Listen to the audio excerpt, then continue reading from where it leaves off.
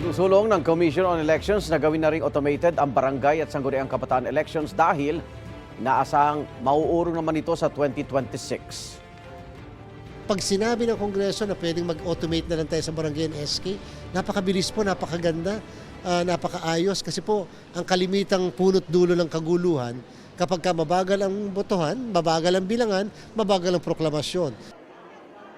Ayon kay Comelec Chairman George Garcia, sa November 2026, nakatagdang iurong ang barangay at SK elections mula sa kasalukuyang December 2025.